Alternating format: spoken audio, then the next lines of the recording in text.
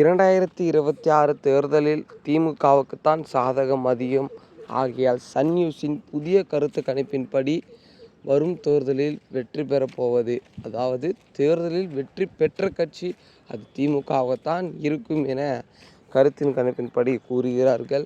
இது மட்டும் இல்லை, இவர்கள் கூறும் கருத்து கணிப்பை ஒரு பக்கம் வைத்தால், நீங்கள் 24 மணி நேரம் காத்திருந்தால் மட்டும் போதும். நாளை காலை 10 மணியில் இருந்து வாக்குகளை எண்ண தொடங்கி விடுவார்கள். ஏனென்றால் நாளை தான் பார்த்திங்கன்னா தமிழக தேர்தலின் முடிவுகளை கூறக்கூடிய நாள். ஆகையால் அப்பொழுது தெரிந்துவிடும் யார் அடுத்த முதலமைச்சர் என்ற கேள்விக்கு பதில் உங்கள் அனைவருக்குமே.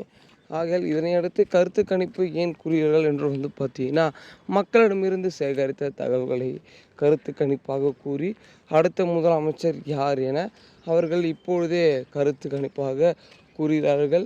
இதன் அடிப்படையில் திமுக தான் முன்னிலையிலும் அவர்களுக்கு சாதகமாகத்தான் இருக்கிறது. ஏன் அவர்களுக்கு சாதகமாக வருகிறது என்றால், அவர்கள் கூட்டணிய கட்சிகள் பார்த்திங்கன்னா பலமான கட்சிகள். ஆகையால் கூட்டணி கட்சிகளுடன் கூட்டணி வைத்திருப்பதாலேயே திமுகவுக்கு சாதகமாக மற்றும் அவர்களுக்கு உயர்வாக பார்த்திங்கன்னா நிறைய தொகுதிகளில் வெற்றி பெற்று மீண்டும் திமுக ஆட்சி அமைக்கும் அப்படின்றது தான் கருத்து கணிப்பாக இருக்கிறது. இதனையடுத்து அதிமுக கட்சி திமுக கட்சி கிட்ட வரும் என எதிர்பார்க்கலாம்.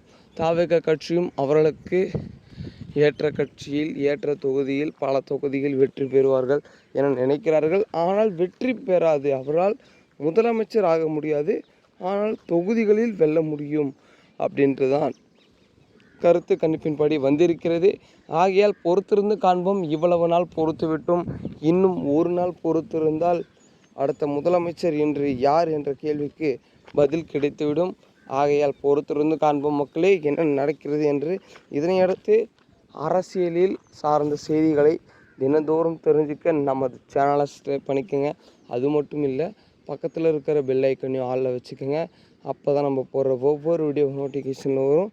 நீங்களும் உடனுக்குடன் தெரிஞ்சுக்கலாம்.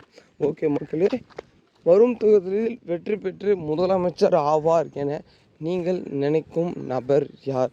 அது திமுகவா, இல்லை அதிமுகவா, இல்லை தமிழக வெற்றி கழகம் தாவேக கட்சி, இல்லை எனில் நாம் தமிழர் கட்சியா என்று மறக்காமல் கீழே கமெண்ட் செக்ஷனில் கமெண்ட் பண்ணிடுங்க. ஓகே மக்கள், அடுத்த வீடியோவில் அடுத்த காணொளியில் புதிய செய்திகளுடன் சந்திக்கிறேன். நன்றி, வணக்கம்.